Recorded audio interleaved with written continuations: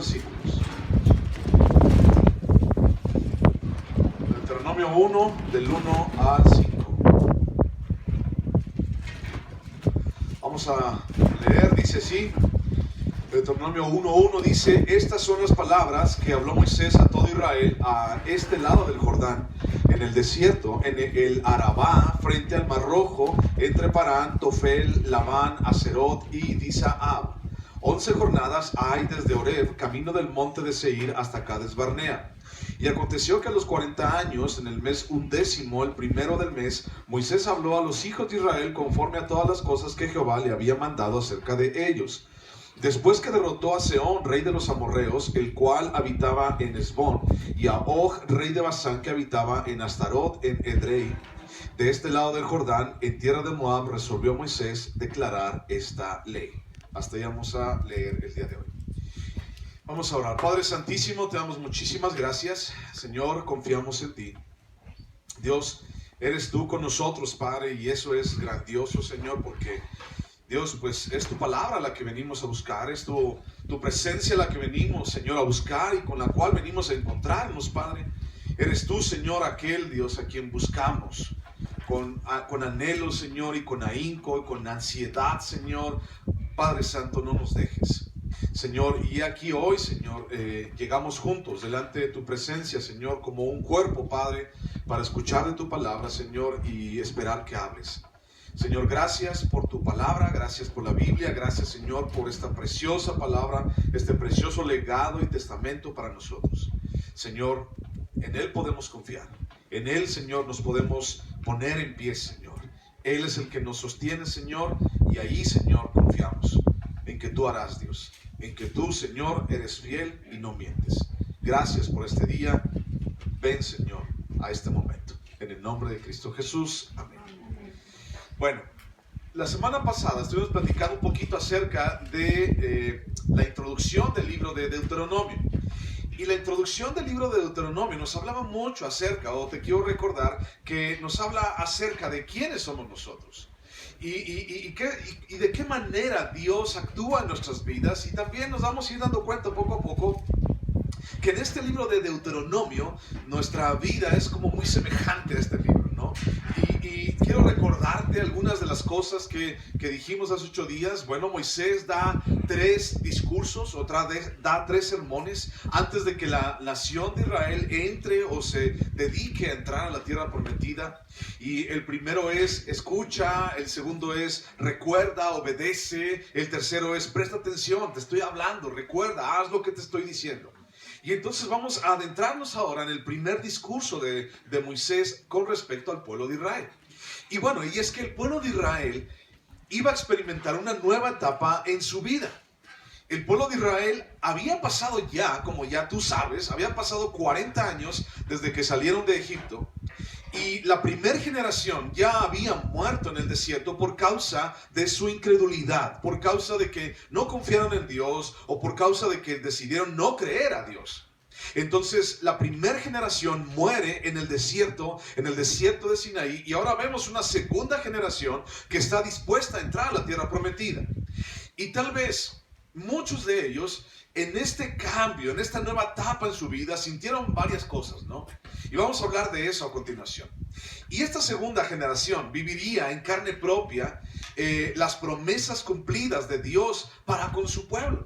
Porque Dios, recordemos, hace más de 400 años había prometido esta tierra. ¿Te acuerdas? 400 años que pasaron allí en el desierto, más 40 años que pasaron, 400 años en Egipto, más 40 años en el desierto. Pero mucho tiempo más atrás, cuando todavía estaba Abraham, Dios le dijo a Abraham: a ti y a tu parentela, a tu familia, a tu descendencia le voy a dar esta tierra, la tierra de Canaán. Desde aquel entonces, Abraham, Isaac, Jacob, las 12 tribus, ahora el pueblo de Israel, Moisés, y ahora vemos como la segunda generación está viendo que realmente Dios iba a cumplir su promesa. O sea, realmente después de más de 500 años, Dios iba a cumplir su promesa. Y entonces imagínate, o sea, 400 años. A mí no me hubiera gustado ser parte de la generación de los 400 años en Egipto. Tal vez porque, bueno, era así como que iba a ser esclavo, ¿no? Íbamos a ser esclavos, y entonces pues no es nada agradable ser esclavo. O tal vez no me hubiera gustado, imagínate, caer allí postrado en el desierto, en esta primer generación de los que salieron de Egipto y haber muerto en el desierto por incredulidad.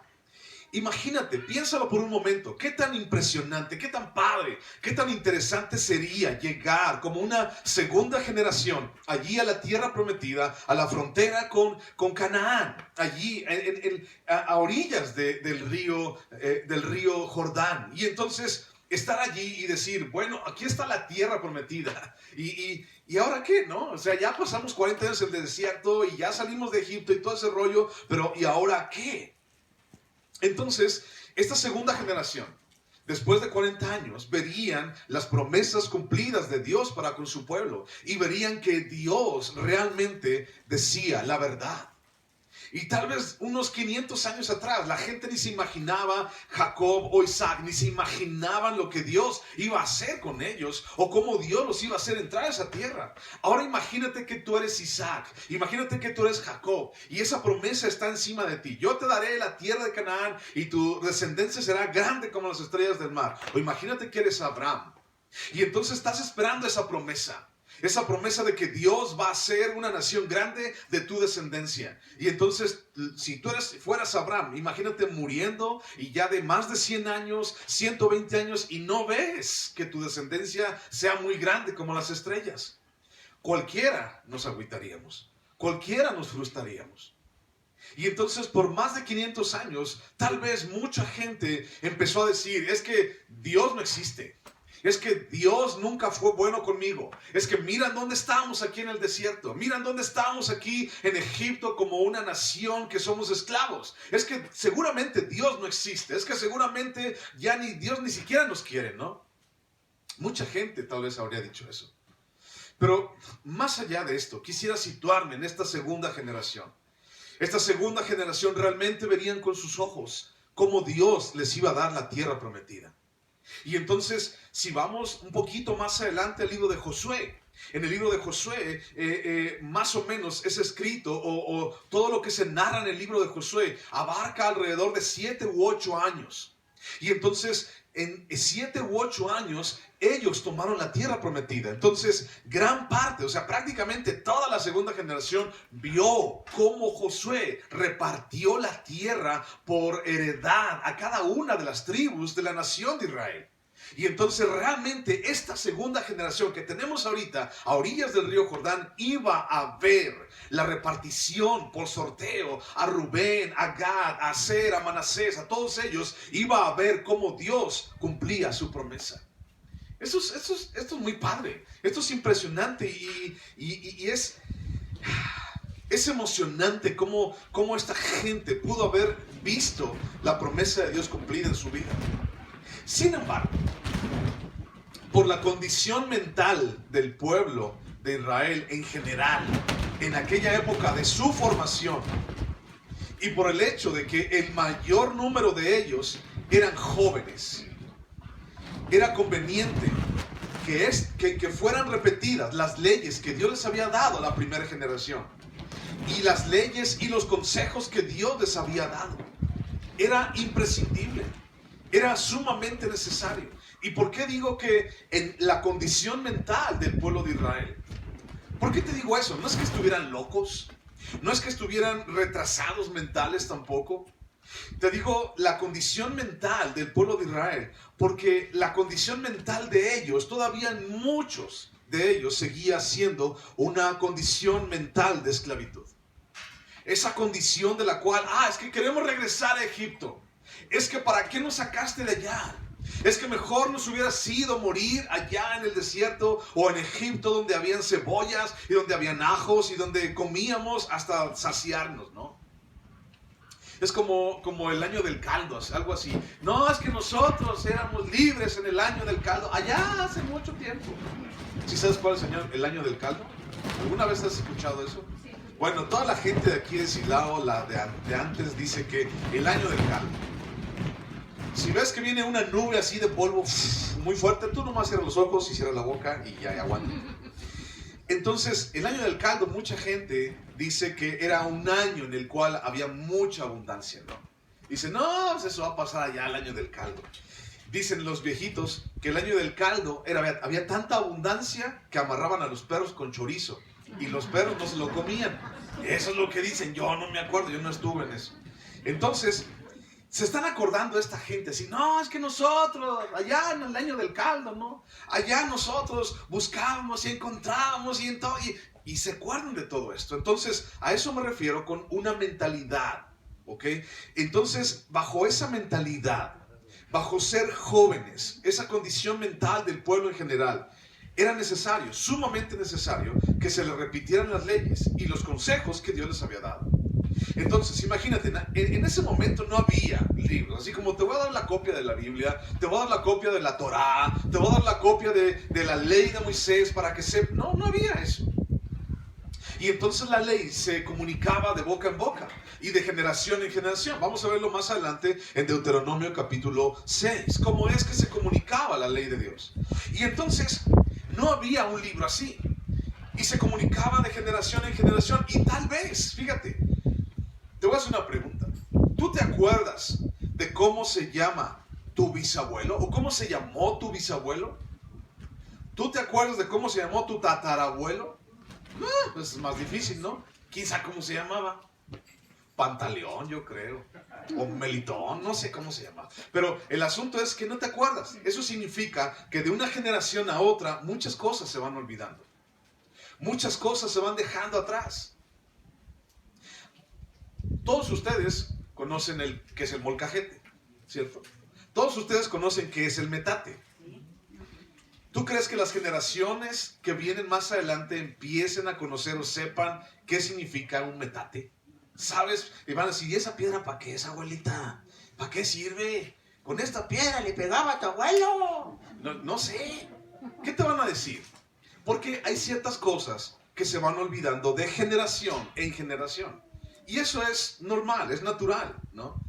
El conocimiento no se repite mucho si no se repite de generación en generación, si no se les dice a las nuevas personas, o a las nuevas generaciones, a los jóvenes.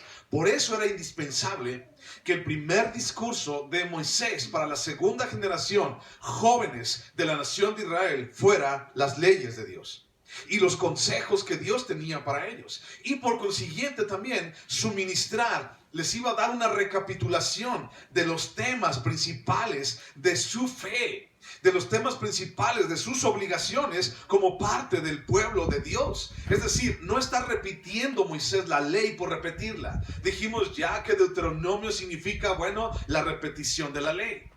Pero también habla acerca de este versículo 1. Dice, estas son las palabras. Y eso es lo que dice Deuteronomio, Devarim en hebreo. Significa, estas son las palabras.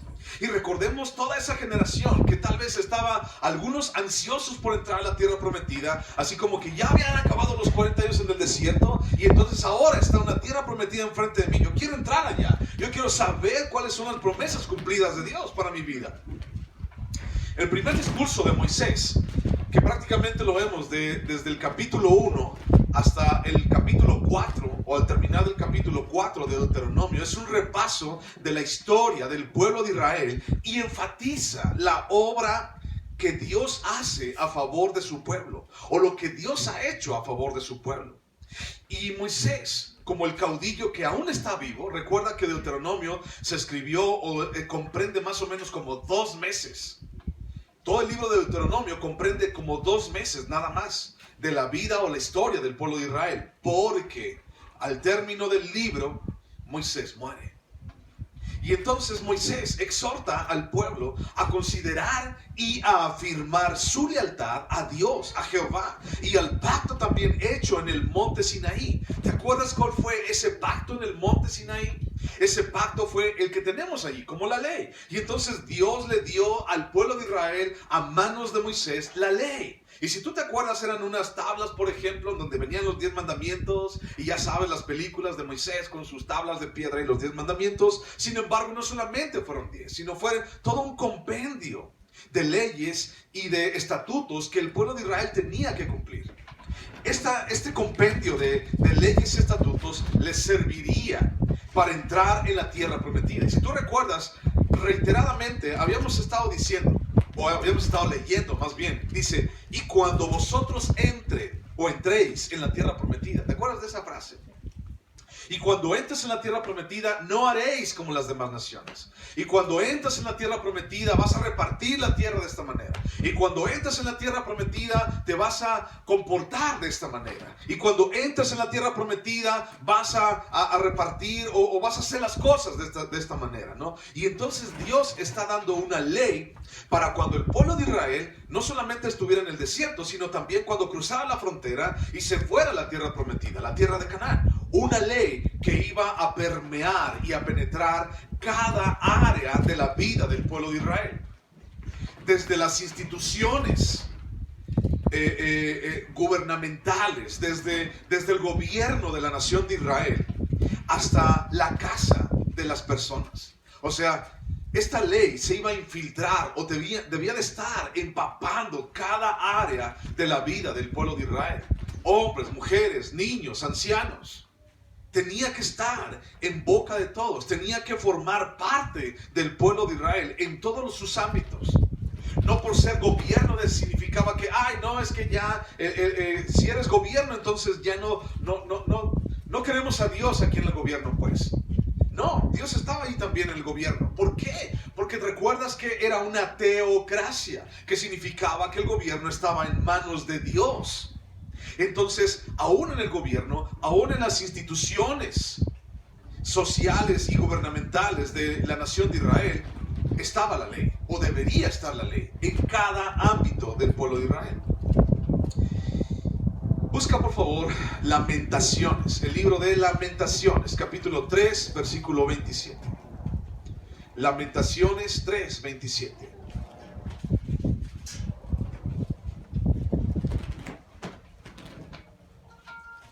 Lamentaciones 3, 27.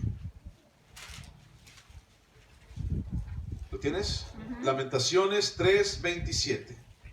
Dice, bueno le es al hombre llevar el yugo cuando se le ocurra. ¿Cuándo dice ahí? Desde su juventud. Si nos vamos al versículo 25, dice, bueno es Jehová a los que en él esperan, al alma que le busca. Bueno es esperar en silencio la salvación de Jehová. Y dice, bueno le es al hombre llevar el yugo desde su juventud. ¿Qué significa esto de es bueno que lleve el yugo desde su juventud? Bueno, significa que es necesario que la ley esté en la vida del hombre. Es necesario que haya una directriz de vida en las personas. La gente no puede vivir como se le antoje. La gente no puede vivir en una anarquía. ¿Sabes qué significa esa palabra? Anarquía, o sea, no tiene gobierno. Él mismo es su propio gobierno. Y sabemos por la historia en el pueblo de Israel que cuando cada quien trata de vivir conforme a su propio contentillo, a su propia manera de ver las cosas, entonces las cosas salen mal. Por eso hablamos de esta ley, por eso hablamos de una segunda generación que tal vez sentía como incertidumbre, o tal vez sentía ¿qué va a pasar ahora con nosotros que entramos a la tierra prometida? Y entonces Moisés dice, recuerden lo que dice la ley, recuerden lo que Dios tiene para cada uno de ustedes. Allí mismo en Lamentaciones, bueno, atrás en el libro de Jeremías, por favor, busca Jeremías capítulo 6. Jeremías capítulo 6, versículo 10. Jeremías 6, 10. ¿Lo tienes? Jeremías 6, 10 dice, ¿a quién hablaré y amonestaré para que oigan? He aquí que sus oídos son incircuncisos y no pueden escuchar. He aquí que la palabra de Jehová les es cosa vergonzosa, no la aman. ¿Contra quién está hablando? Jerusalén y Judá, contra el pueblo de Israel. Por tanto, dice Dios, estoy lleno de la ira de Jehová, estoy cansado de contenerme, la derramaré sobre los niños de la calle y sobre la reunión de los jóvenes igualmente, porque será preso tanto el marido como la mujer, tanto el viejo como el rey, como el muy anciano. Y sus casas serán traspasadas a otros, sus heredades y también sus mujeres, porque extenderé mi mano sobre los moradores de la tierra, dice Jehová. Porque desde el más chico de ellos hasta el más grande, cada uno sigue la avaricia, y desde desde el profeta hasta el sacerdote, todos son engañadores. Y curan la herida de mi pueblo con liviandad, diciendo paz, paz, y no hay paz. ¿Se han avergonzado de haber hecho abominación? Ciertamente no se han avergonzado, ni aún saben tener vergüenza. Por tanto caerán entre los que se caigan. Cuando los castigue, caerán, dice Jehová. Así dijo Jehová: paraos en los caminos y mirad y preguntad por las sendas antiguas cuál sea el buen camino, y andad por él y hallaréis descanso para vuestra alma. Mas dijeron, ¿qué dice ahí? No andaremos. Puse también sobre vosotros atalayas que dijesen, escuchad el sonido de la trompeta. Y dijeron ellos, no escucharemos. Prácticamente este versículo es como un proverbio que utilizamos mucho nosotros, que dice, más vale viejo por conocido que nuevo por conocer. Entonces, dice, si tú estás perdido, estoy parafraseando, dice, si tú estás perdido, si tú no encuentras qué hacer, si tú le has dado la espalda a Dios, si tú no quieres escuchar la palabra de Dios, dice, párate en los caminos y pregunta por las sendas antiguas. Pregunta lo que Dios tiene para ti. No te vayas por un camino nuevo, el camino más fácil. Las sendas antiguas no eran fáciles. Las sendas antiguas, los caminitos, las veredas entre los cerros, entre los montes y los valles, no eran fáciles. Iban siguiendo un camino específico, pero realmente llegaban a donde tenían que llegar.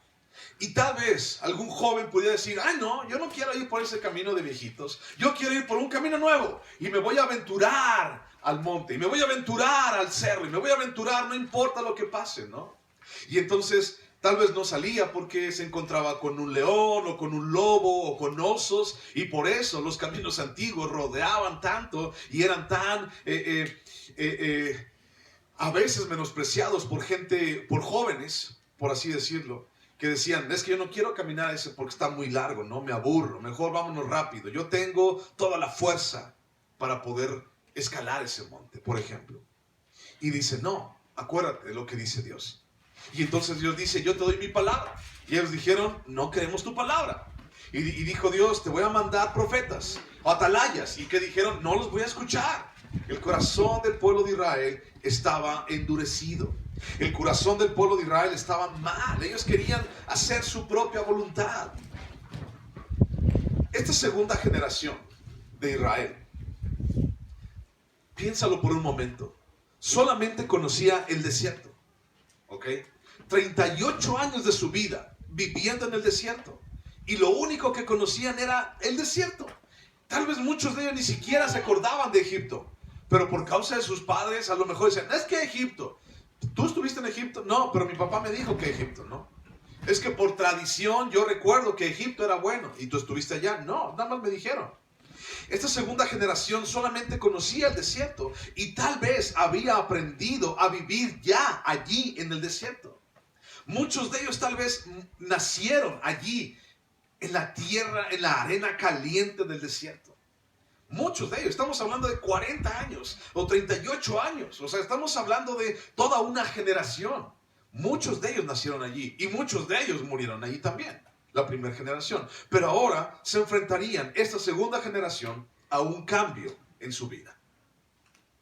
Y entonces vemos ese cambio en su vida, ¿no?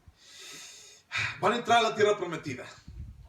Lo único que conocen es desierto. Lo único que conocen es maná. Lo único que conocen es calor del día, frío en la noche. Lo único que conocen es desierto para donde quiera que vayan. Nacieron, crecieron y vivieron en el desierto durante 38 años. Y ahora Dios los lleva a la frontera de Canaán. Y les dice, yo quiero que ustedes entren allá y les voy a dar la tierra prometida. Un cambio. Iba a pasar un cambio muy especial en la vida de estas personas.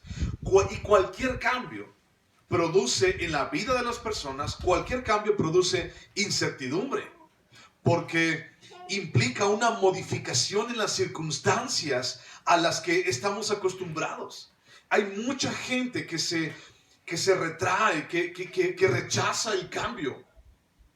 Hay mucha gente que dice, no, así déjame, yo quiero vivir así y yo quiero morir de esa manera. Hay mucha gente que no le gusta cambiar. Hay mucha gente que está acostumbrado al desierto, a vivir allí. Y cualquier cosa en nuestra vida Cualquier cambio en nuestra vida puede implicar esto, incertidumbre. El cambiarme de casa, por así decirlo, el mudarme de casa, trae incertidumbre. ¿Qué va a pasar allá? Va a haber agua caliente, va a haber luz, va a haber internet, no sé, ¿quién me va a ayudar a cambiar los muebles? Híjole, sacas todos los muebles, ¿y dónde traigo tanta mugre y tantas garras? ¿Quién sabe de dónde? Y te empiezas a dar cuenta de todo lo que realmente tienes adentro. Una mudanza te crea cierto estrés, ¿no? Un cambio de trabajo tal vez también te puede crear un cierto estrés. Un nuevo hijo, ¿no? Alguien pudiera decir, híjole, viene un nuevo hijo, ¿y ahora qué voy a hacer? ¿Y ahora cómo lo voy a hacer? Si yo ya me había acostumbrado, ¿no? O me había desacostumbrado a cambiar pañales y ahora viene un hijo nuevo, híjole, no sé qué va a pasar. O tal vez una pérdida de alguien, un cambio en tu vida. Todo esto son cambios. Y todo esto puede traer cierto temor en la vida de las personas. Puede traer expectativa en la vida de las personas. ¿Qué va a pasar? Yo estoy ansioso por ver qué va a pasar. Que en algunos, esta expectativa, esta incertidumbre, en algunos es emocionante. Así como que, oye, te vas a cambiar de casa. Hombre, estoy esperando ya a poder cambiar de casa. Ya estoy ansioso a poder cambiarme de casa. Hombre, vas a cambiar de trabajo. Sí, no, ya espero, ya cambiar de trabajo. Ya lo anhelo, ya quiero que eso termine. En algunos puede ser emocionante. En otros puede ser estresante. Y entonces está la gente allí así como que, ¿y qué va a pasar? ¿Y luego qué? ¿Y cómo le voy a hacer? Para muchos es estresante. Y para otros pues ya ni sienten nada. Así como que ya es tan común que cambie de casa, es tan común que cambie de, como calcetines, ¿no? Pues ya no me pasa nada. Oye, ¿te da miedo? No me da miedo, ya. ¿Vas a cambiar de escuela? Pues ya llevo como 20 escuelas, ¿no? Y entonces, a la gente a veces puede ser emocionante, puede ser estresante, o tal vez no siento nada. Bueno, Israel se encuentra en esta situación. Algo va a cambiar. Algo va a cambiar en su vida. Después de 38 años, algo va a cambiar. Y entonces la pregunta sería, para mí, o para el pueblo de Israel, ¿y ahora qué hago? ¿Y ahora cómo le hago? ¿No? ¿Y ahora qué voy a hacer? ¿Qué va a pasar? Bueno, ya Dios me dijo que voy a entrar a la tierra de Canaán. ¿Y luego qué va a pasar? ¿No? ¿Cómo le vamos a hacer? ¿Qué va a pasar con mis hijos? ¿Qué van a comer mis hijos? Si nos vamos más adelante en la palabra de Dios, cuando empiezan a entrar a la tierra de Canaán, el maná, ¡fum!, se termina. Ya no hay maná para ellos. Todavía ahorita están así como que comiendo maná, ¿no? Pero ya cuando entran a la tierra prometida, ¡pum!, se termina el maná. Y ahora imagínate, durante 38 años les estuvo cayendo prácticamente la comida del cielo.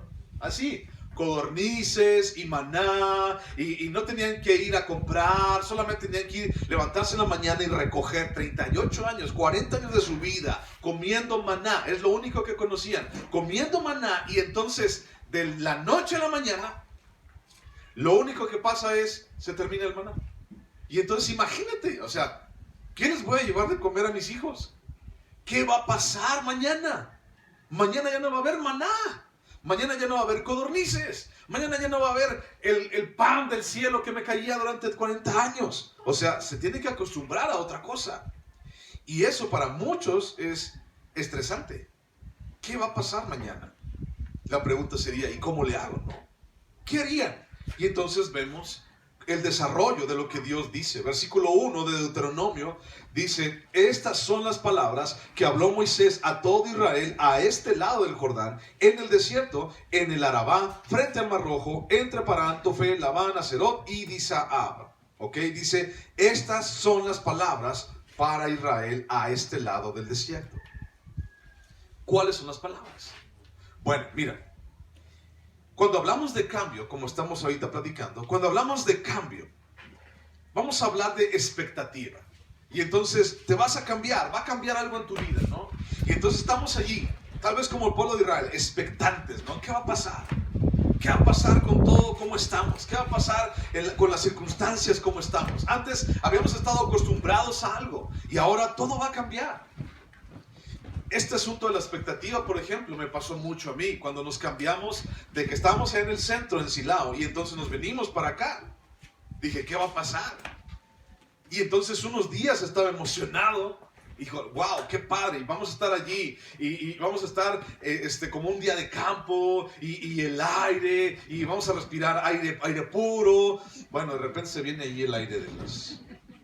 Sí, iguales de repente que son las ladrilleras que están aquí atrás, pero aire puro, y los animales, y los niños van a poder correr, y todo el asunto, y unos días estaba emocionado, y otros días estaba estresado, así como que, híjole, ¿qué va a pasar? Y no hay bandas, y esto y aquello. Era una expectativa así como bien mezclada, ¿no? Hasta el día de hoy todavía tengo expectativa de qué es lo que Dios va a pasar. No sé si tú estés ansioso, pero yo ya quiero estar allá arriba, ¿no? Ya quiero estar allá arriba, ya quiero que estemos allá. Pero bueno, en su tiempo.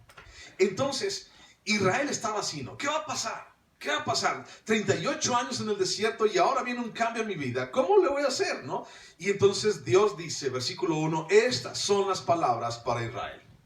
Esto es lo que Israel necesita. Esto es lo que Israel necesita escuchar en su vida. Tal vez esté ansioso, tal vez esté expectante, tal vez esté con incertidumbre, tal vez tenga miedo, Israel. Pero estas son las palabras que necesita escuchar. La expectativa, el estrés, la emoción, el miedo, la incertidumbre del pueblo le lleva a Moisés a recordarles al pueblo de Israel lo que Dios ha hecho. Y entonces dice, bueno, acuérdense, vamos a recordar lo que Dios ha hecho con nosotros. Vamos a recordar lo que Dios ha tenido para nosotros. Y comienza hablando, ¿no? Estas son las palabras. Ahora, vamos al Salmo 115. Salmo 115, 9.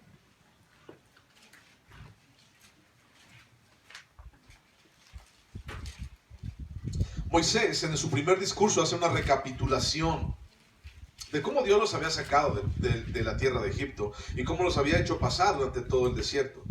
Pero bueno, vamos a ver Salmos 115 y vamos a recordar un poquito acerca de las obras de Dios. Salmos 115, versículo 9, dice, oh Israel, confía en Jehová, Él es tu ayuda y tu escudo. Casa de Aarón, confiad en Jehová, Él es vuestra ayuda y vuestro escudo. Los que teméis a Jehová, confiad en Jehová, Él es vuestra ayuda y vuestro escudo. Jehová se acordó de nosotros, nos bendecirá. Bendecirá a la casa de Israel, bendecirá a la casa de Aarón, bendecirá a los que temen a Jehová, a pequeños y a grandes. Aumentará Jehová bendición sobre vosotros y sobre vuestros hijos. Benditos vosotros de Jehová, que hizo los cielos y la tierra. Los cielos son los cielos de Jehová, y ha dado a la tierra los hijos de los hombres. No alabarán los muertos allá, ni cuantos descienden al silencio, pero nosotros bendeciremos allá, desde ahora y para siempre. Aleluya. Recuerda que ya es una contracción del nombre de Jehová, porque los judíos no pueden decir Jehová o Yahweh, ¿no? Y entonces decían ya. Entonces, ante la expectativa, ante el estrés, ante la emoción, ante el miedo, la incertidumbre que cualquiera pudiera tener, ¿qué hago, no? Va a pasar un cambio en mi vida, ¿qué hago? Y entonces Dios dice, recuerda lo que Dios ha hecho contigo. Los que temen a Jehová, Dios estará con ellos. Los que están con Dios, Dios les será su ayuda y su sustento. Y tal vez tú te has encontrado algún día así. En estrés, en incertidumbre, en miedo, en expectativa, en emoción tal vez. Y entonces es como hablando Dios a tu vida. Recuerda lo que Dios ha hecho para contigo. Recuerda lo que Dios te ha dado y recuerda de dónde te ha sacado Dios. Salmo 116, allí el que sigue, nada más. Salmo 116, 5 dice, clemente es Jehová y justo. Sí, misericordioso es nuestro Dios. Jehová guarda a los sencillos. Estaba yo postrado y me salvó. Vuelve, oh alma mía, a tu reposo, porque Jehová te ha hecho bien. Pues tú has librado mi alma de la muerte, mis ojos de lágrimas y mis pies de resbalar. Andaré delante de Jehová en la tierra de los vivientes. Creí, por tanto hablé, estando afligido en gran manera, y dije en mi apresuramiento, todo hombre es mentiroso. ¿Qué pagaré a Jehová por todos sus beneficios para conmigo? Tomaré la copa de la salvación e invocaré el nombre de Jehová. Ahora pagaré mis votos a Jehová delante de todo su pueblo. Estimada es a los ojos de Jehová la muerte de sus santos. Oh Jehová, ciertamente yo soy tu siervo. Siervo tuyo soy, hijo de tu sierva. Tú has roto mis prisiones. Te ofreceré sacrificio de alabanza e invocaré el nombre de Jehová. A Jehová pagaré ahora mis votos delante de todo su pueblo, en los atrios de la casa de Jehová, en medio de ti, oh Jerusalén. Aleluya. Y entonces, la expectativa, el estrés, la emoción, el miedo, la incertidumbre del pueblo nos lleva a recordar esto. Dios me sacó, Dios me levantó del lecho de muerte en donde yo estaba. Dios ha secado mis lágrimas. Dios me ha llamado y yo he hecho caso a su llamado. Dios ha estado conmigo siempre y yo tengo su salvación. Dios está conmigo y yo estoy con Él y soy su siervo. Entonces, ante una situación de cambio, ante una situación tan apremiante como la del pueblo de Israel, 40 años en el desierto, sin conocer otra cosa más que desierto, van a entrar a la tierra prometida. Fluye leche y miel, ciertamente, sí, pero también hay gigantes y tienen que ganar la tierra, luchando con espada. Y entonces, Señor, híjole, hemos estado tan cómodos en todo este desierto que, ¿sabes? Ya hasta la arena me sabe dulce, ¿no? Bien, pasa la tierra, ya hasta me sabe buena. Señor, he estado tanto tiempo en este desierto que, híjole, Señor, lo voy a extrañar, mi desierto. Bueno, ¿qué hacer ante esa situación? ¿Qué hacer ante ese cambio? Recordar lo que Dios ha hecho contigo. Versículo 2. 11 jornadas hay desde Horeb, camino del monte de Seir, hasta Cades Barnea. ¿Ok? Este es impresionante y ya lo hemos tocado este tema anteriormente, ¿te acuerdas? 11 jornadas significa 11 días. Una jornada era puesta por los comerciantes, o sea, gente que iba de un lugar a otro con cosas, con camellos, con mercancía. Y entonces una jornada era algo así como caminar de día con camellos y con todo el equipaje, una jornada todo el día caminar hasta poder acampar en un cierto lugar. Esa era una jornada. Entonces, ¿cuántas jornadas había desde el monte Sinaí o el monte Horeb, también es un sinónimo, hasta Cades Barnea? Cades Barnea era la frontera con Canaán. Cades Barnea era el lugar donde estaban ahorita físicamente el pueblo de Israel. ¿Cuánta distancia había en tiempo? 11 días. 11 jornadas, ni siquiera 15 días. 11 jornadas. Eso es caminando todos los días. Pero si habláramos de que llevaban niños, y de que llevaban viejitos, y de que llevaban ganado, bueno, eso sería mucho tiempo más, ¿no? Porque estamos hablando de un hombre maduro que puede ir con una caravana, y entonces 11 días. Sin embargo, sigue siendo muy poca la distancia. La distancia entre Horeb, el monte Sinaí, y Cades Barnea, que era la frontera en la tierra de Canaán, son 161 kilómetros. ¿Alguien sabe de aquí donde estamos hasta dónde llegaríamos con 161 kilómetros? Bueno, si tú has ido a México, más o menos a la ciudad de Querétaro son como 110 o 115 kilómetros. Vamos a suponer hasta San Juan del Río, Querétaro. Son 160 kilómetros. Por ahí, es un estimado. ¿Está lejos? Caminando, pues bueno, 11 días. Ahorita en coche llegas en 2 horas. Dijeran otros, no hombre, llego en 10 minutos. Pero bueno, esos ya que hablen con Dios a solas, ¿no? Yo ahí no me meto las manos. Pero bueno, es más o menos una distancia. De aquí a Querétaro, pues échale. 11 días. Eso era poco para todos los 40 años que duraron en el desierto de Sinaí. Caminando. Un día, una persona, un comerciante podía caminar 40 kilómetros diarios. Un comerciante, con caravanas, con mercancía. Y esta mención de tiempo aquí en el versículo 2 fue hecha para mostrar que el gran número de años, 40 años empleados en viajar hasta las llanuras de Moab, donde estaban allí situados ahorita, no se debió a la longitud del camino. Es decir, el asunto es de que tardaron 40 años, pero no porque estuviera bien lejísimos.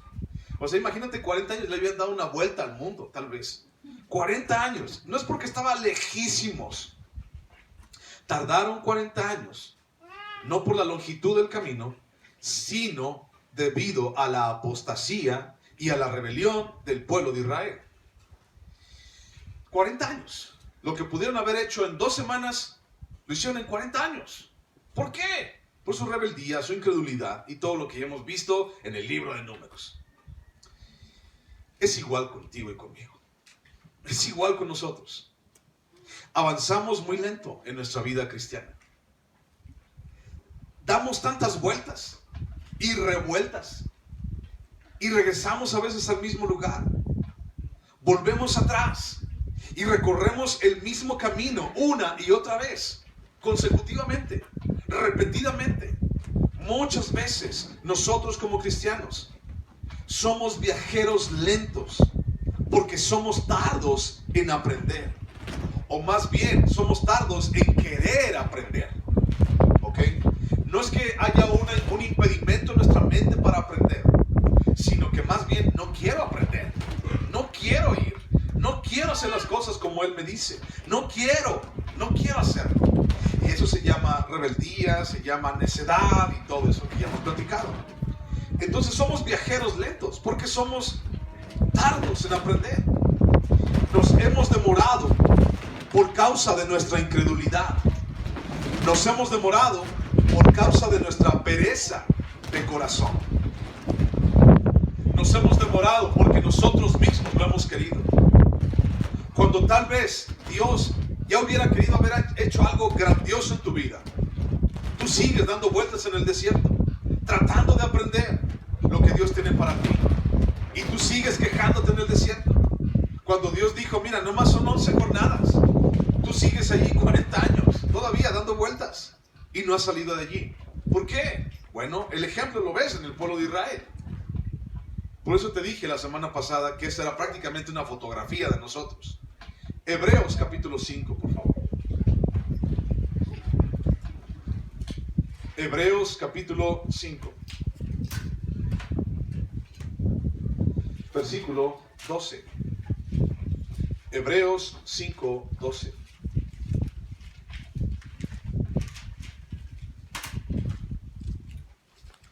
¿Lo tienes? Hebreos 5, 12. Dice así: porque debiendo ser ya maestros, después de tanto tiempo, tenéis necesidad de que se os vuelva a enseñar cuáles son los primeros rudimentos de las palabras de Dios. Y habéis llegado a ser tales que tenéis necesidad de leche y no de alimento sólido. Después de tanto tiempo, el escritor del libro de Hebreos dice, ¿cómo es posible que ustedes, después de tanto tiempo, se les tenga que volver a enseñar los rudimentos de la palabra de Dios? ¿Cómo es posible que después de tanto tiempo, ustedes que deben ser maestros ya en esto, les está costando tanto trabajo aceptar lo que Dios tiene para tu vida? Y sabes, dentro de todo esto, que somos lentos para aprender, o de que hemos hemos estado en un desierto durante 40 años, también en algún momento podemos atribuirlo a que ha habido o hemos estado nosotros mismos en lugares con mezclas de doctrinas, en donde la ley y la gracia, y ya no sabe uno si está en la ley o en la gracia, y la gente ya no sabe en dónde puede situarse. Hemos estado en lugares con ideologías medias raras, en donde, por ejemplo, el hombre, la persona que está enfrente, es el que rige la vida de las personas. Es a quien le tenemos que tomar parecer para ver qué es lo que va a pasar en mi vida, y no a Dios. Hemos estado en lugares en donde ha estado lleno o impregnado de humanismo. ¿Qué significa eso? En donde en vez de hablar de Dios, se habla de nosotros. Se habla del ser humano, se habla de la motivación al ser humano, se habla de lo que yo soy, de lo que yo espero, de lo que yo creo, de dónde yo voy. ¿Has escuchado, por ejemplo, la frase que dice, Dios le da las peores batallas a sus mejores guerreros? ¿Has escuchado esa frase alguna vez? Pues es una frase humanista. Porque no se trata de ti. No se trata de mí. Yo no soy el mejor guerrero, para nada. Hay tanta incapacidad y hay tanta incongruencia y hay tanta falta de integridad en mi vida que yo no soy, ni puedo mencionar algo así. No se trata de tu capacidad.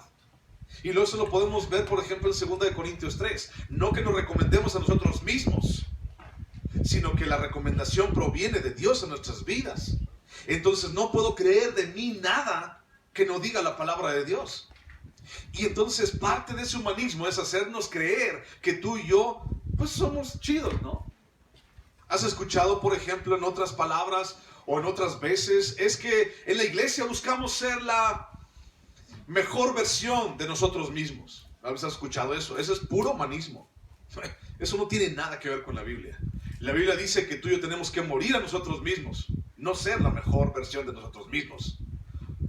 O si ser la mejor versión de ti mismo es estar muerto, pues órale, échale ganas. Pero no es lo que la gente dice.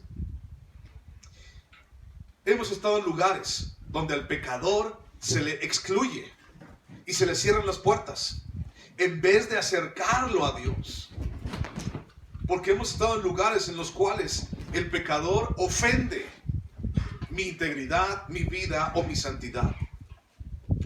Hemos estado en lugares en donde hay una mezcla entre Cristo y yo, y ya no hay una separación. O sea, la gente canta, ya no sabe si le está cantando a la novia, o le está cantando al novio, o si le está cantando a Dios. Ya no hay una separación de eso, ni siquiera en la alabanza.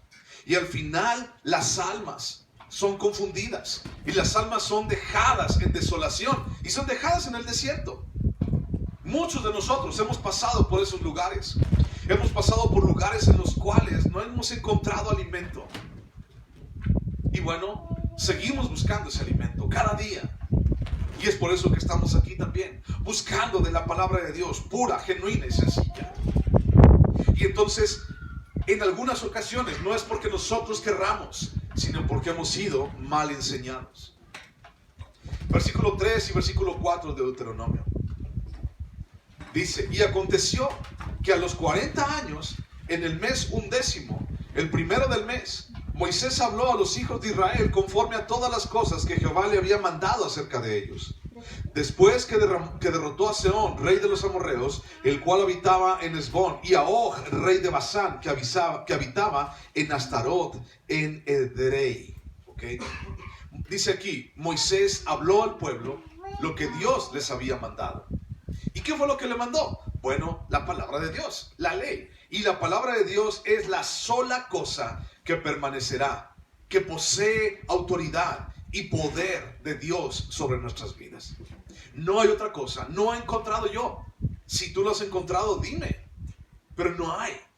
No hay ninguna otra autoridad y poder de parte de Dios en mi vida o en tu vida que no sea la palabra de Dios para nosotros. Y entonces toda enseñanza humana, por interesante o por atrayente que sea, va a pasar como una moda. Va a pasar sin dejar en el alma ningún fundamento en el cual pueda descansar una persona. En las iglesias, a lo largo del tiempo, siempre ha habido modas. Y que la moda ahora es tocar con órgano, ¿no? Himnos. Y que la moda ahora es tocar con pura guitarra. Y que la moda ahora es tocar con batería. Y que la moda ahora es tocar con guitarra eléctrica. Y que la moda ahora es que se caigan. Y que la moda ahora es que todos reprendan. Y que la moda ahora es que todos se rían. Y que la moda ahora es que muchas modas han pasado. Pero al final de cuentas, lo que permanece para siempre es la palabra de Dios. Entonces, estas modas, como dice la palabra y dice Pablo a Timoteo, llegará tiempo en que tendrán comezón, dice, de oír, en el que la palabra no les será suficiente. Y esas almas no tienen fundamento en el cual pueden descansar. Las almas que se fundamentan en situaciones como estas no tienen ningún lugar, ninguna esperanza en donde descansar. Primera de Pedro, capítulo 1, versículo 23. Dice, Primera de Pedro 1:23 dice, siendo renacidos, no de simiente corruptible, sino de incorruptible. ¿Por qué dice ahí? Porque un día te caíste, ¿verdad? Porque un día te reíste incontrolablemente. Siendo renacidos, porque un día estuviste chi allí, un día, ¿no? Siendo renacidos porque viviste en la casa del pastor durante un año. Siendo renacidos porque eres parte de la alabanza. ¿Eso dice? No. Dice, siendo renacidos, ¿por qué? Por la palabra de Dios que vive y permanece para siempre. No hay otra cosa, mi hermano. No hay nada más en lo cual tú y yo podamos sostenernos y ponernos en pie. No hay. Y si en algún momento yo me invento algo más, ven y dime.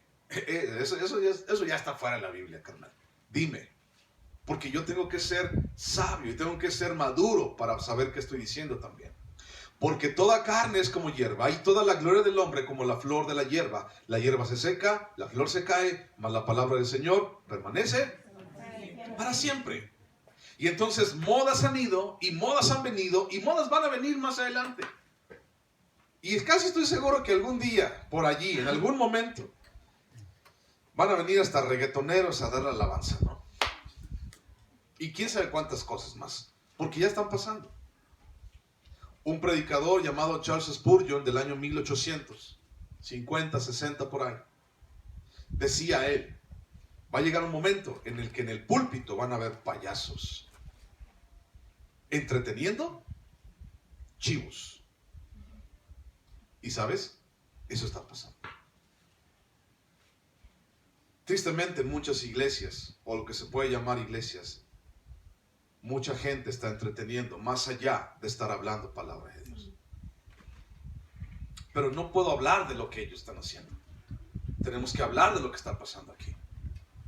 A mí no me consta nada de ella, pero sé que está pasando. Y Moisés habló al pueblo lo que Dios le había mandado. ¿Y qué es lo que le había mandado? La palabra de Dios. Y eso es la única cosa que permanecerá, porque posee autoridad y posee poder de parte de Dios para la gente. Toda enseñanza humana, por sea interesante, atrayente, filosofía que sea, pasará sin dejar que no exista nada en el alma de ningún fundamento en el alma de las personas. La palabra es pura y sencilla, así tal cual Dios se la dijo a Moisés, así tal cual Moisés se la dijo al pueblo de Israel, así tal cual la leemos ahí, así tal cual también nosotros la estamos escuchando, tal cual Dios la dejó, tal cual Dios también quiere que tú la escuches, uniendo el alma con Dios. Esa es la intención. Escuchamos de la palabra pura, sencilla, así sin alteración, para que tú y yo tengamos una comunión con Dios, para que tú y yo estemos allí unidos en alma con Cristo. Para eso es, no para otra cosa. Primera de Corintios capítulo 2, versículo 1. Primera de Corintios 2, 1. Dice, así que hermanos, cuando fui a vosotros para anunciaros el testimonio de Dios, no fui con excelencia de palabras o de sabiduría, pues me propuse no saber entre vosotros cosa alguna, sino a Jesucristo y a este crucificado. Y estuve entre vosotros con debilidad y mucho temor y temblor, y ni mi palabra ni mi predicación fue con palabras persuasivas de humana sabiduría, sino con demostración del Espíritu y de poder, para que vuestra fe no esté fundada en la sabiduría de los hombres, sino en el poder ¿de quién? De Dios. Eso es tan necesario dentro de las iglesias. Eso es tan necesario dentro de nosotros. Eso es tan necesario aquí, mis hermanos. Necesitamos hablar de Jesús y de este crucificado. Fue sepultado y resucitó al tercer día. Necesitamos seguridad y firmeza. Y esto es lo que trae firmeza a nuestras vidas. Y esto es la autoridad de la palabra de Dios aplicada a mi corazón y a mi diario caminar. Sé que algún día seremos resucitados. Y esa es una promesa. Y esa es una seguridad y firmeza. Y ni tú ni yo, dice la palabra, nuestro cuerpo será dejado en el Seol o en el sepulcro, pues. Sino que al sonido de la trompeta, tú y yo, si hemos dormido en Cristo, resucitaremos con Él. ¿No? Eso es lo que creemos. Y estamos firmes en eso. Dios es exaltado Cuando hablamos de la palabra, el alma es establecida sobre un fundamento seguro que jamás será removido. Cuando hablamos de la palabra, no hay nada que pueda mover a ningún alma de esa palabra, de esa piedra que es una piedra angular para construir mi vida. Ahí mismo en 1 Corintios capítulo 15, versículo 1, dice: además os declaro, hermanos, el evangelio que os he predicado, el cual también os recibisteis, el cual también perseveráis, por el cual asimismo, si retenéis la palabra que os es predicada, sois salvos, si no creísteis en vano. ¿Qué fue lo que pasó? Dice: porque primeramente os he enseñado lo que asimismo recibí, que Cristo murió por nuestros pecados conforme a las Escrituras, y que fue sepultado y que resucitó al tercer día conforme a las Escrituras. Es el evangelio de Pablo, así tal cual, sencillo. Y tal vez imagínate que tú pudieras, ¿no? Que pudiéramos ir de alguna manera hasta donde Pablo estaba predicando, en Corinto o en Colosas, no sé, a un lugar como estos, en donde Pablo estaba predicando, en donde ahí se cayó el cuate ese, ¿no? Se cayó después de escuchar a Pablo durante mucho tiempo, ¿te acuerdas? Y entonces imagínate que pudiéramos trasladarnos allá. Yo te hablo de mí.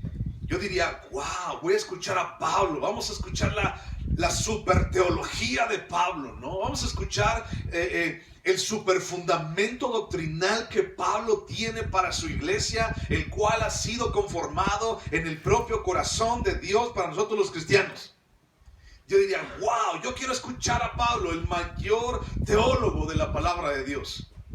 Y entonces me siento ahí en una silla y Pablo dice: este es el evangelio que yo les anuncio, que el Señor Jesús murió por nuestros pecados, que fue sepultado y que resucitó al tercer día. Esa es mi fe. Y se baja Pablo y se sienta. Así como que, ¿qué? Pues yo pagué por 3 horas, ¿no? Y nomás me lo diste en 2 minutos. ¿Qué onda? Porque el evangelio es sencillo. Y entonces así tal cual. Pero la gente siempre buscamos ponerle de más. Y buscamos ponerle chantilly. Y buscamos ponerle de 3 cerecitas. Y buscamos acompañarlo con una coca bien fría. Y buscamos para que sepa, ¿no? Porque ya sabes, los tamales sin coca no son tamales. Ya sabes, el pozole sin coca no es pozole. Entonces, algo así, ¿no? Sí la palabra, sí el evangelio, pero si no me traes una coca, no me sabe la neta. Y entonces tenemos a muchos vendiendo cocas enfrente de las iglesias. ¿Me entendiste la analogía? Sí. La palabra de Dios es sencilla. Y en esa palabra estamos seguros. El evangelio de Dios es sencillo y en ese evangelio estamos seguros. Cree y por lo tanto eres salvo. Nada más puede tener valor eterno más que la muerte, sepultura y resurrección de Cristo. Nada más puede tener un valor eterno. Nada más. El versículo 3 de lo que acabamos de leer dice que fue conforme a todas las cosas que Jehová había mandado acerca de ellos. Conforme a todas las cosas que Jehová había mandado acerca de ellos. Sus instituciones nacionales, sus costumbres domésticas, su vida pública, su vida privada, todo dependía de la autoridad de esta frase. ¿Cuál frase? Así dice Jehová. Cuando hablamos de, oye, ¿cómo me tengo que casar? ¿No? Iban con el sacerdote o con Moisés. ¿Cómo tengo que casar? ¿Cómo tengo que vivir mi vida en matrimonio? Así dice el Señor. Oye, ¿cómo puedo yo acercarme a Dios? ¿Cómo puedo tener a mi esposo? Así dice el Señor. Oye, es que ya salió mi primer cosecha, ¿no? ¿Y qué onda con eso? Así dice el Señor. Oye, tuve mi primer hijo primogénito. ¿Qué onda con eso? Así dice el Señor. Oye, ya salió el primer chivito, el primer borreguito de mi manada. ¿Qué tengo que hacer? Así dice el Señor. Oye, mis enemigos vienen contra nosotros. Así dice el Señor. No podemos ir a otro lugar más que así dice el Señor. Así dice Jehová.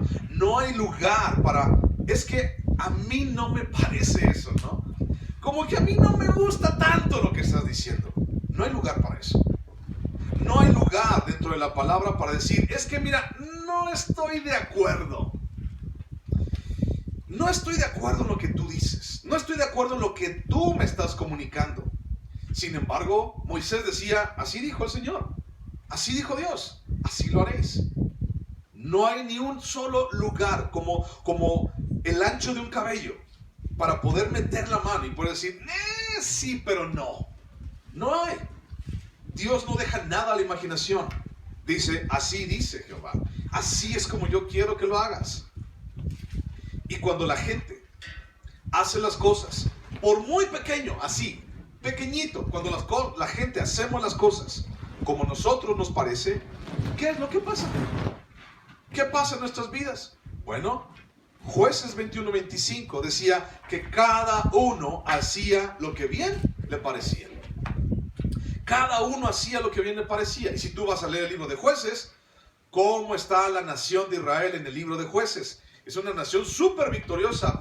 No, hombre, derrotaron a todos sus enemigos. No, hombre, el pueblo de Israel era el mayor esplendor, la nación más esplendorosa de toda la faz de la tierra en el libro de Jueces. ¿Sí es eso cierto? No. Era el pueblo más humillado, el pueblo más pobre, el que más se burlaban, hacían escarnio de ellos. ¿Dónde está su Dios, el que abrió el mar rojo? ¿Dónde está su Dios, el que venció al faraón? ¿Dónde? Se burlaban de ellos. ¿Por qué? Porque cada quien hacía lo que bien le parece o le parecía. Porque no se atuvieron a la palabra del Señor cuando dice, así dice Jehová. Porque cuestionaron, porque dijeron, no, yo quiero hacerlo como yo quisiera hacerlo. A mí no me gusta eso, matar y lerillerón, yo me voy a ir para otro lado, yo quiero hacer las cosas como a mí se me da la gana. Cada quien hacía lo que bien le parecía. Cada quien tenía su propio templo. Cada quien tenía su propio sacerdote. Cada quien se acercaba a Dios como bien le parecía en el libro de Jueces. Y por tanto era una nación humillada y una nación denigrada. La pregunta aquí es, ¿qué estamos haciendo ante lo que tú y yo tenemos enfrente?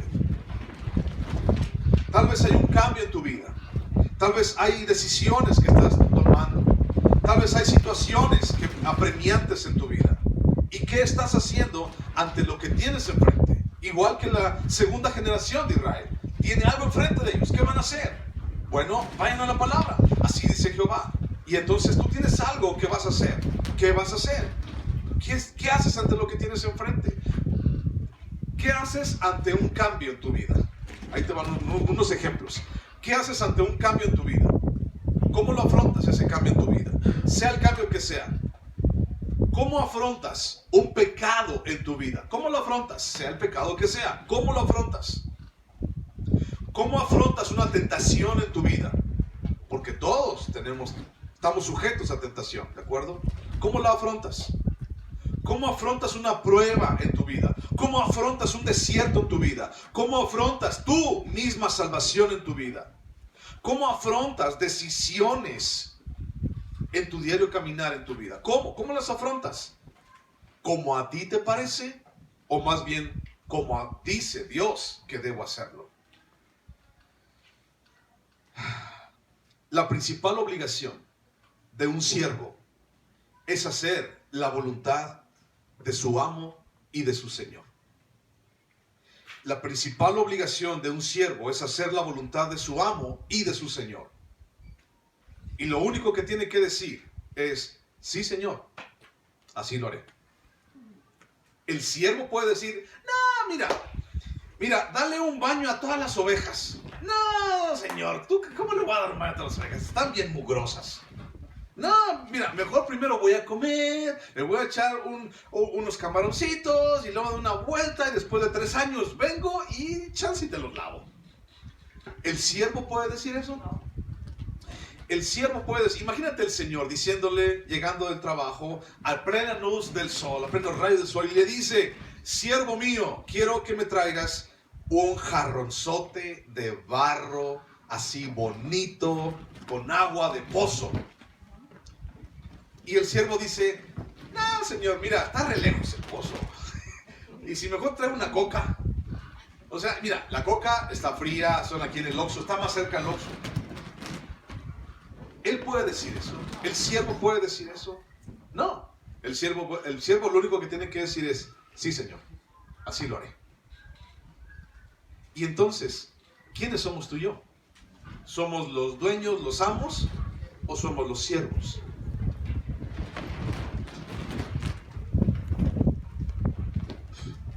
Tú y yo somos los siervos. Y como siervos, ¿qué tenemos que decir? Sí, Señor, así lo haré. Y entonces estamos aprendiendo, porque nuestra decisión no es como a mí me parece. Y recordemos eso, 38 años en el desierto, estuvieron 2 años de ahí en el monte Sinaí y 38 en el desierto. Y vamos a ir a un último pasaje para terminar. 38 años en el desierto, Juan capítulo 5, por favor. Juan capítulo 5, versículo 1.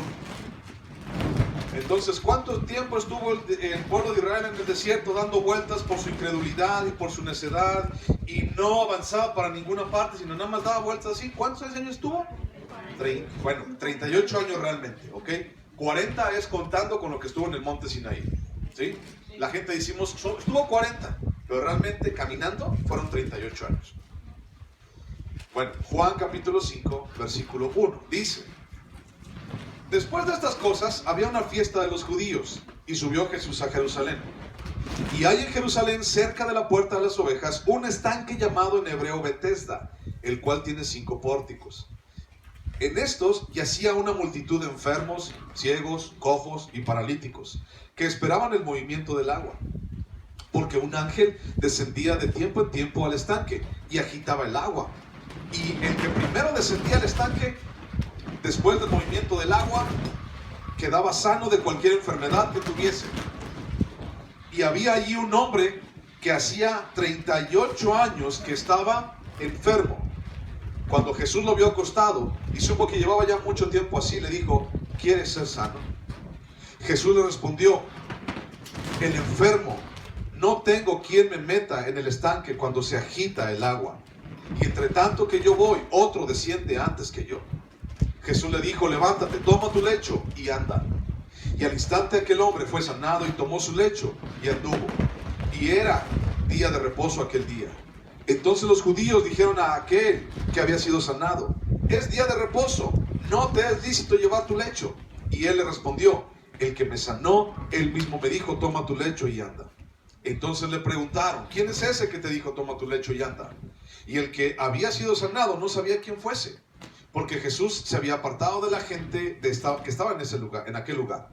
Después le halló Jesús en el templo y le dijo: mira, has sido sanado, no peques más, para que no te venga alguna cosa peor.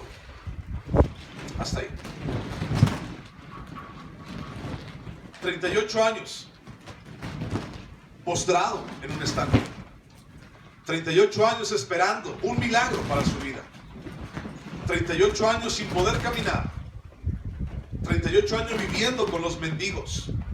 No podía irse a su casa si tenía casa, porque en ese lugar no sabía a qué hora vendría el ángel. Y entonces bajaba el ángel, tocaba el agua, y era así: el primero que caía en el agua era sanado. Y si realmente una persona como ellos quería ser sanada, entonces tenía que estar allí prácticamente 24 horas, noche y día, para el momento en que el ángel tocara el agua. 38 años sin poder caminar, 38 años sin poder ir a ninguna parte, esperando un milagro. Y lo único que necesitaba este paralítico era Jesús. ¿Cuánto tiempo tienes tú? ¿Cuánto tiempo tienes tú esperando un milagro? Allí, inválido, ciego, sordo. ¿Cuánto tiempo tienes? ¿Cuánto tiempo tienes esperando a que Dios haga algo en tu vida? Esperando a que el hombre vaya y te lleve, porque eso es lo que esperaba, que cuando tocara el ángel el agua, alguien, porque él estaba paralítico, alguien lo levantara y lo llevara hasta el estanque para que pudiera sanar. ¿Cuánto tiempo tienes tú esperando que un hombre, hombres, instituciones, iglesias o lugares o personas te hagan el paro para que tú agarres algo bueno, para que tú salgas de tus broncas, para que tú salgas de tus problemas? ¿Cuánto tiempo tienes esperando? Y lo único que necesitas es a Jesús. ¿Cuánto tiempo estuvo este cojo allí esperando? 38 años. 38 años. ¿Quién más ha estado 38 años dando vueltas sin tener esperanza? Y lo único que necesitaban era a Jesús. Tal vez no tienes 38 años, pero lo único que necesitas es a Jesús en tu vida. Él puede quitar eso de ti. Él puede hacerte caminar. Y te dice, levanta tu lecho y camina. En otras palabras te dice, deja de estar de perezoso. Haz lo que tienes que hacer. Cree en mí y levántate. Y así de sencillo. Y el cojo empezó a caminar. Y así de sencillo, un día creíste y empezaste a caminar. Solo no estés en ese desierto otra vez. No te vuelvas a meter. No vuelvas a caer ahí por tu rebeldía o por tu necedad. Confía en Él. Confía en Dios. Amén. Vamos a orar.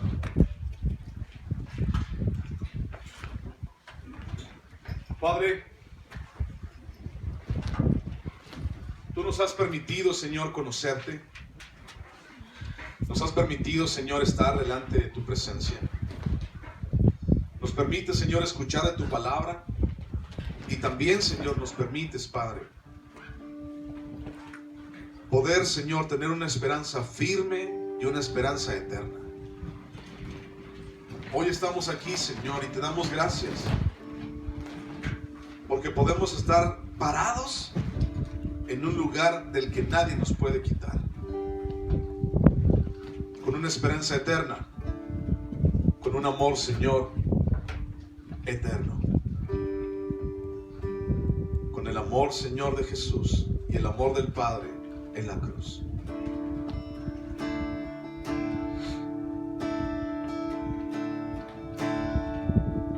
Me envuelve tu presencia,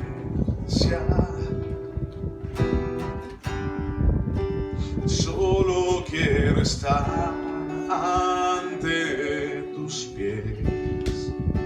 Me envuelve este momento santo y no me quiero ir.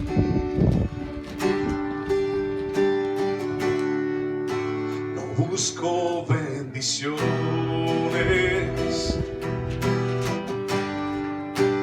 Cristo, no me debes nada a mí, más que lo que puedas tú hacer.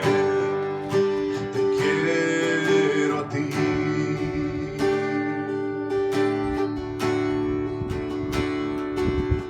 Lo siento por andar por sentimientos, lo siento por cantar sin adorar. Déjame empezar de nuevo, traigo mi corazón a ti.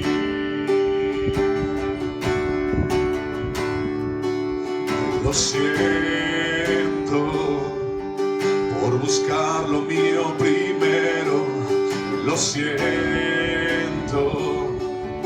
por amar mi necedad. Déjame empezar de nuevo, traigo mi corazón a ti.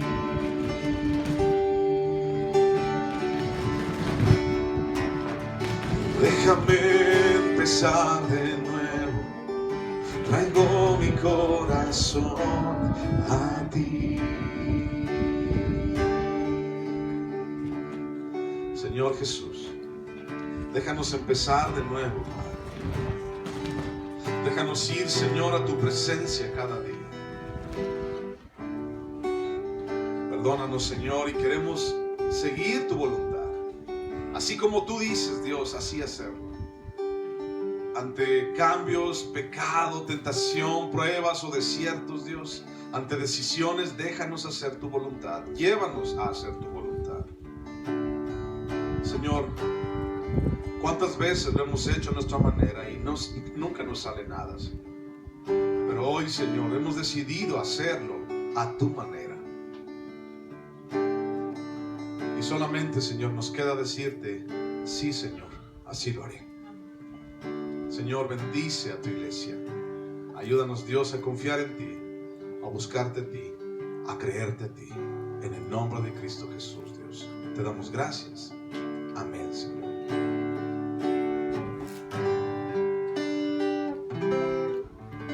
Ok, pues muchas gracias por estar aquí. Dios te bendiga, te guarde. Un abrazo para todos ustedes. No me quiten las sillas, por favor, porque tenemos junta. Es una junta de información.